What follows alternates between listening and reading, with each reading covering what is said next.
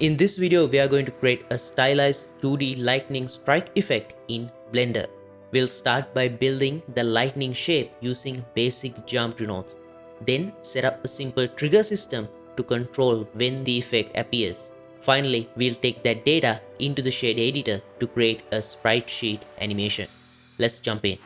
I start by adding a plane, rename it to lightning, and switch over to geometry nodes workspace. Make a new geometry node setup. We won't need the default group input node, so go ahead and delete it. I call this anime lightning strike. Now I'll start by adding a curve line primitive. This will act as the base for our lightning plane or lightning card. To turn this curve into a mesh, I add a curve to mesh node, and for the profile curve input, I plug a duplicate of the same curve line node. Then I switch the mode to direction and set the direction to x-axis. That converts our curve into a flat mesh plane. But I also want access to proper UV coordinates for this plane, something that's not generated automatically. To handle that, I have already created a reusable node group. So I delete these two and drop in my custom node group here. Inside this node group, I am using the same curve to mesh setup, but I am also grabbing the spline parameter factor from both the original curve and the profile curve and mapping them as x and y of the UV vector, and I call it curve UVs. Additionally, there's a set curve radius node inside to let me control the profile thickness of the curve. This node group is really useful. It turns any curve into a mesh with working UVs, which is perfect for effects like this. Now, just like before, I'll duplicate the curve line, set its direction to X, and plug it into the profile curve input. Currently, when I change the length, it controls the width of the plane, but it only grows in the positive X direction. What I want is for it to expand symmetrically from the center. To do that, I need to set the start X value to be -half of the length. For example, if the length is 1, start should be -0.5. If it's 2, start should be -1. To automate this, I add a value node and name it width. I plug this into the length socket. Drag from it again, search for multiply node and multiply it by -0.5. Then search for XYZ, combine XYZ, plug it to X, and plug the output to start socket. Now when I change the width, the plane expands evenly in both directions from the center.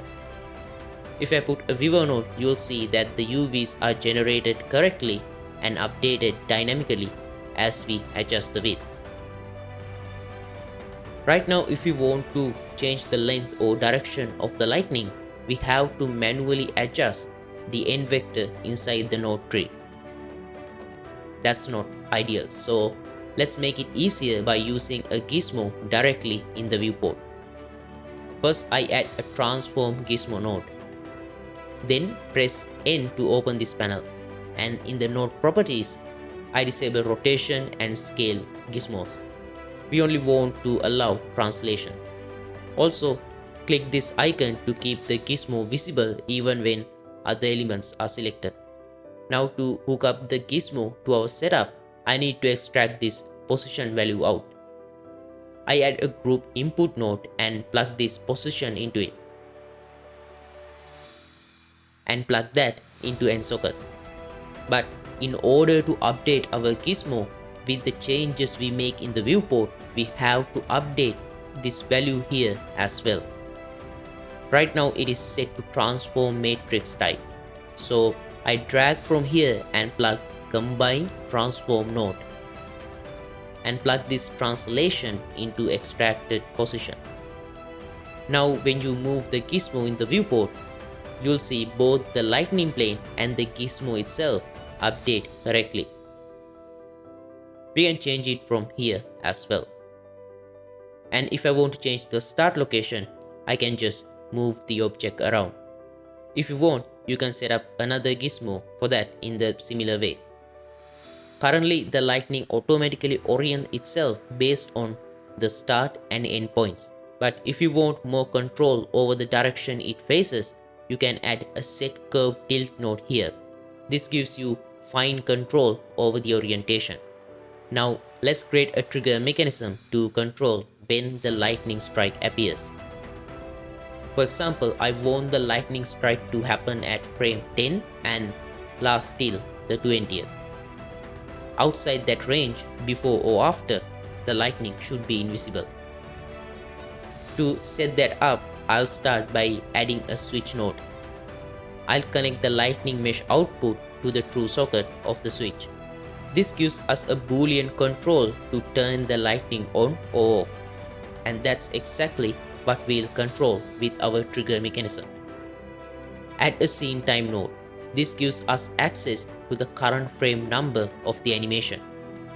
Drag out from the frame output and search for a compare greater than or equal node. Set the data type to integer since frame numbers are whole numbers. Now I add an integer input node and call it trigger frame. This will define the frame where the lightning starts. Let's set it to 10 and plug it into the B socket of the compare node. Then connect the result of this comparison to the switch node. Now you'll see that before frame 10 the lightning is hidden, but as soon as we hit frame 10 the switch turns on and the lightning becomes visible. Now we want the lightning to turn off again after a few frames. I duplicate this and I change this to duration. This is how long I want the lightning to last. I set it to 8 frames. Then I do a similar thing. Duplicate this scene time node and this time I check whether it is less than our duration. Plug that to switch. Now you can see it only visible till the 8th frame. But what we want is the lightning strike to last this long after it has been triggered. So we need to add this duration to the trigger frame to get that last frame. I push this node to here. Make a reroute and add a math add node and add our duration to it. Plug the sum into the B socket of the less than node. Now our lightning is active till the 17th frame. At the 18th frame, this is false, hence the lightning is disabled. So what we need is to find the animation range where both of these arguments are true. For that, we can use a simple boolean math node.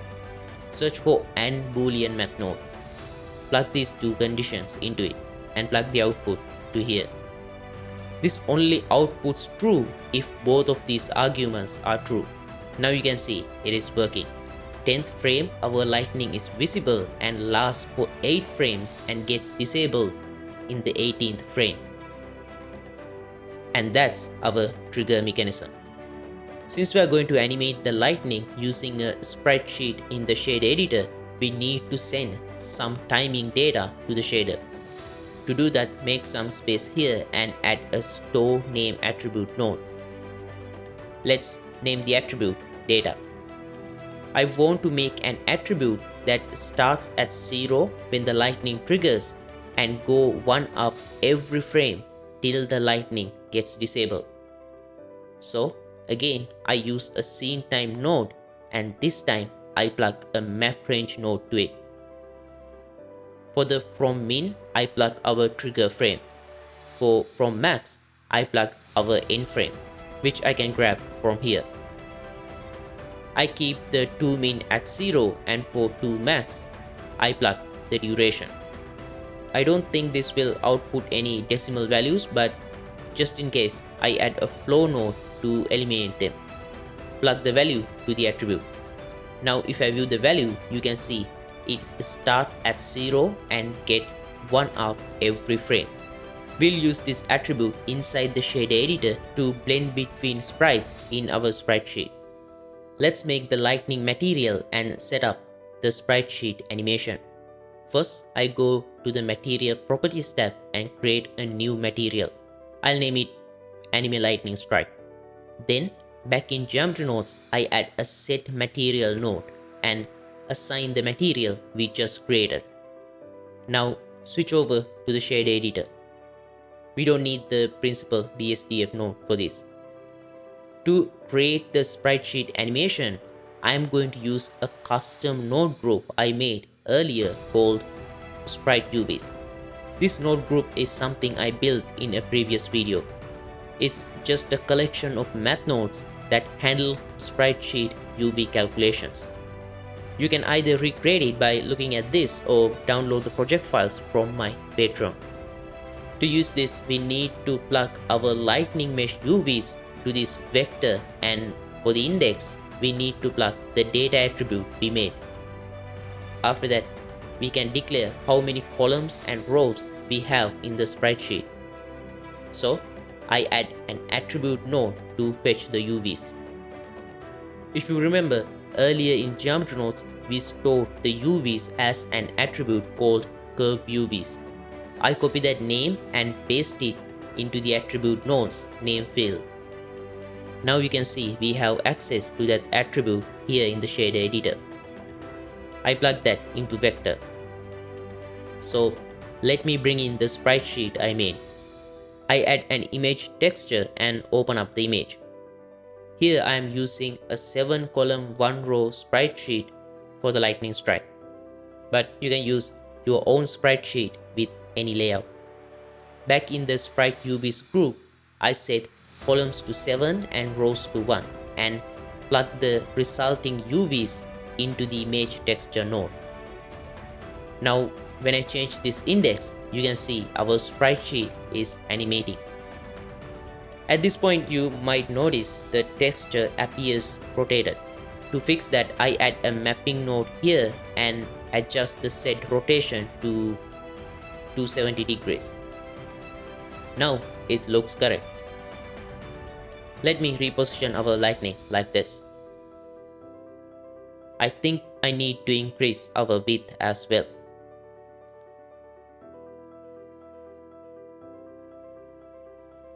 Duplicate the attribute node, change the name to data, and connect the factor output to the index input. And now we see nothing at the 9th frame. At 10th, we have our first sprite. 11th, 12th, 13th, 14th, and 16th. I think that's the last sprite. But you'll notice that the lightning stays visible 1 frame too long. That's because we set the duration to 8 frames. But our sprite sheet only has 7 sprites. So I changed this duration to 7. Now it works perfectly. The lightning appears at frame 10, animates through the sprite sheet, and disappears at frame 17. Since we are going for a stylized effect, I want the sprite sheet animation to also run on 2s, meaning it updates every other frame instead of every single frame. So in geometry nodes, I select the math node where we add duration to the trigger frame, change it from add to multiply add, disconnect the trigger frame from the original socket and instead plug it into the add socket, plug the duration into the first input, and in the multiplier I set it to either 1 or 2 depending on whether I want this to run on 1s or 2s. Now this should be last for 14 frames, updating every other frame. Since we got that working, let's improve the lightning look. In the shader editor, I add an emission shader and a transparent shader. Add a mix shader node to blend them together and plug this to here. Since my sprite sheet is black and white, the white areas will emit light and the black areas will be transparent. This means I can easily change the lightning color to anything using the emission shader. Let's set the emission strength to around 20. By default, the glow effect won't show up in the viewport, so I set this to always and go to the compositor. Enable use nodes and add a glare node. I set this to bloom and adjust the settings a bit, like this.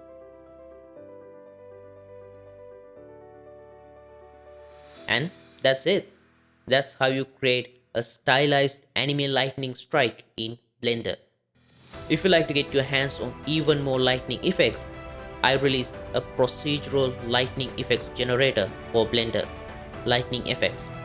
It's packed with a whole lot of customizable lightning setup. Go check it out. As always, huge thanks to these amazing individuals.